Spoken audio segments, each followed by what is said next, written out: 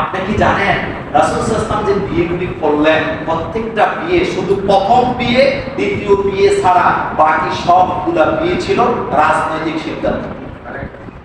কি সিদ্ধান্ত? কি সিদ্ধান্ত?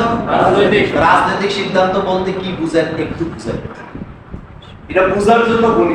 মনে করেন আমেরিকার প্রেসিডেন্ট একজন নারী, কথা কি বুঝতেছেন?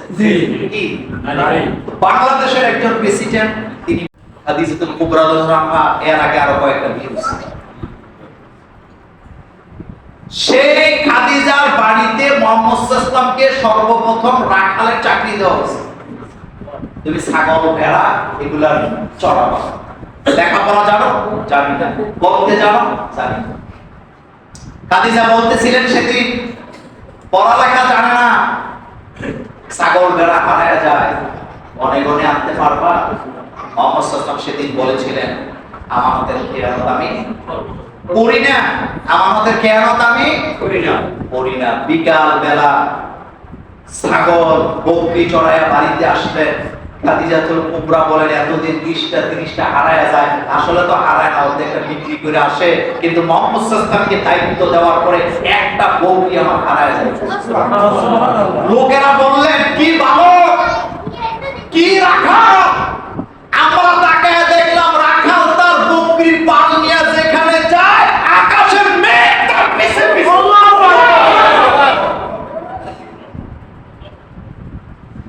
আমরা রোদে পুরি, আমরা বৃষ্টিতে ভিজি, আর মুহাম্মদ সাল্লাল্লাহু আলাইহি ওয়াসাল্লাম যেখানে যাচ্ছেন আকাশের মেঘগুলো তাকে ছায়া দিচ্ছে। খাদিজা বুদ্ধিমান মহিলা, আপনার মতো আমার মতো না। খাদিজা সেদিনে বুঝতে পারছেন এর চেয়ে উত্তম মানুষ পৃথিবীতে আরেকজন খুঁজে পাওয়া যায় না। খাদিজা সরাসরি বললেন মুহাম্মদ সাল্লাল্লাহু আলাইহি ওয়াসাল্লাম, আপনার যদি আপত্তি না থাকে আমি আপনার স্ত্রী হতে চাই। রাসূলুল্লাহ সাল্লাল্লাহু আলাইহি ওয়াসাল্লাম বললেন আমি আমার চাচাদের সাথে পরামর্শ করতে চাই। আমার দেশের কোন ফুলা যদি সৌদি আরব যায়, কপিল যদি মহিলা হয়, যদি কয় তোরে আই আই লাভ ইউ, আপনার ফোন আর হাতে দরকার হয় আই লাভ ইউ, কথা ঠিক কি না? রাসূল সাল্লাল্লাহু আলাইহি ওয়াসাল্লাম বলেন আমি আমার চাচাদের সাথে পরামর্শ করতে চাই, আমি আমার ফুফুদের সাথে হাদিস, আমি আমার ফুফুদের সাথে পরামর্শ করতে চাই, ফুফুদের সাথে। সেই খাদিজাকে বিয়ে করার পর একজন টকবগে যুবক, খাদিজার বয়স বেশি না কম? তখন আপনার কি ব্রেডে ধরে সংসারে কোনো ঝামেলা আছে? না। দায়িত্বহীনতা আছে? সেই যুগে আল্লাহ রাসূল খাদিজা রাদিয়াল্লাহু আনহাকে এত ভালোবাসতেন, আল্লাহ রাসূল হযরতে খাদিজাকে খুশি হইয়া তখনকার সময়ের 25টা উট হযরতে খাদিজা তার বিয়েতে তিনি মহর দিয়েছেন। বর্তমান বাজারে দাম যতক্ষণ পর্যন্ত রাসূল কারীম সাল্লাল্লাহু আলাইহি ওয়াসাল্লাম খাদিজা জীবিত ছিল, আরেকটা বিয়ে তো দূরের কথা, বিয়ের চিন্তাও করে নাই। রাসূলের খাদিজার ইন্তেকালের পরে 6 মাস নিশ্চুপ ছিলেন, মন খারাপ। সেই বছর রাসূলের চাচাও ইন্তেকাল করেছেন, খাদিজাও ইন্তেকাল করেছে। ওই বছরটাকে বলা হয় রাসূলের কষ্টের বছর।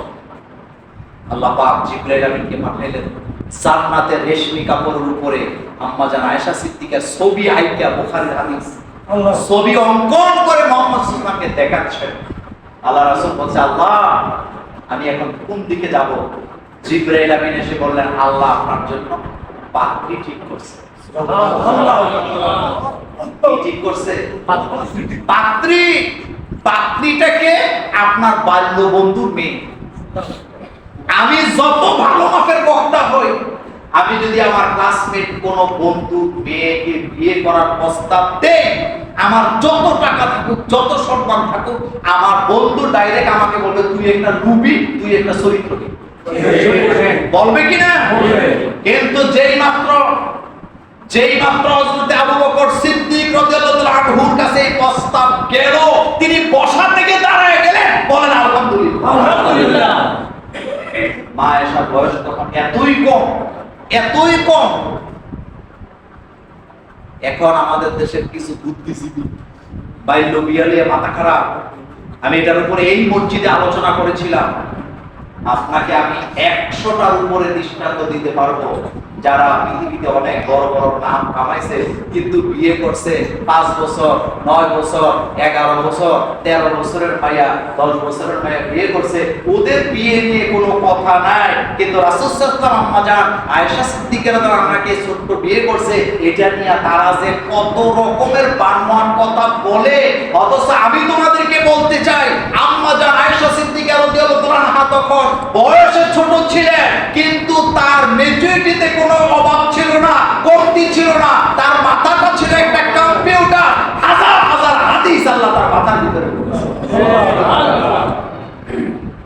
পাক না পাক এই বিষয়টা ইসলামের মধ্যে গুরুত্ব সবচেয়ে বেশি না? বেশি। সিয়াসিতে যত হাদিস আছে, গ্রন্থ আছে, প্রথম চ্যাপ্টারটাই কি নিয়া? আত্মহারা, পবিত্রতা নিয়া। আর পবিত্রতা আম্মা জান আয়েশা সিদ্দিকা রাদিয়াল্লাহু আনহা তিনি যদি রাসূল সাল্লাল্লাহু আলাইহি ওয়াসাল্লামের স্ত্রী না হতেন, পবিত্রতার হাদিস থেকে শুরু করে লক্ষ লক্ষ হাদিস থেকে আমরা মুহাম্মদ সাল্লাল্লাহু আলাইহি ওয়াসাল্লাম উম্মতরা পৌঁছতে পারতাম। ওইটা কি না? জি। এই ব্যাপারে অন্যদিন আলোচনা করব ইনশাআল্লাহ। তো বলতেছিলাম সেই রাসূল সাল্লাল্লাহু আলাইহি ওয়াসাল্লাম বিয়ে করলেন 11টা। আপনি কি জানেন রাসূল সাল্লাল্লাহু আলাইহি ওয়াসাল্লাম যে বিয়েগুলি করলেন, প্রত্যেকটা বিয়ে, শুধু প্রথম বিয়ে দ্বিতীয় বিয়ে ছাড়া বাকি সবগুলা বিয়ে ছিল রাজনৈতিক সিদ্ধান্ত। কি সিদ্ধান্ত? রাজনৈতিক সিদ্ধান্ত। কি সিদ্ধান্ত? রাজনৈতিক সিদ্ধান্ত বলতে কি বুঝেন একটু বুঝেন, এটা বুঝার জন্য বলি আর কি। মনে করেন আমেরিকার প্রেসিডেন্ট একজন নারী, কথা কি বুঝতেছেন? জি। কি নারী? বাংলাদেশের একজন প্রেসিডেন্ট, তিনি মুসলমান। এখন আমেরিকাকে যদি শাসন করতে হয়, বুঝার জন্য বলি, উল্টা পাল্টা বুঝছেন না, আপনাকে আমি উদাহরণ দিচ্ছি। আমেরিকাকে যদি শাসন করতে হয়, দখল করতে হয়, অস্ত্র শস্ত্র কিছু লাগবে না, ওই বেড়ে বিয়ে করতে হবে। আরবরা ছিল গোত্রে গোত্রে বিভক্ত, এ কথা সত্য না মিথ্যা? সত্য। আল্লাহ রাসূল এক গোত্রকে বিয়ে করা মানে এক গোত্রের মুখ বন্ধ। আবু সুফিয়ানের মুখ বন্ধ হলো কেমনে?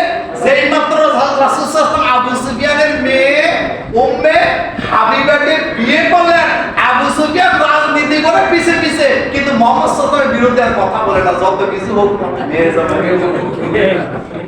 বুঝে না কি জামাই করবেন, রাসূলের চরিত্র নিয়ে লেখাপড়া করবেন। আমাদের দেশে এখন রাসূলের চরিত্র নিয়ে আন্দোলন নাই, আন্দোলন হইতেছে এখন মাজার বাঁচানো। আসেন অনেক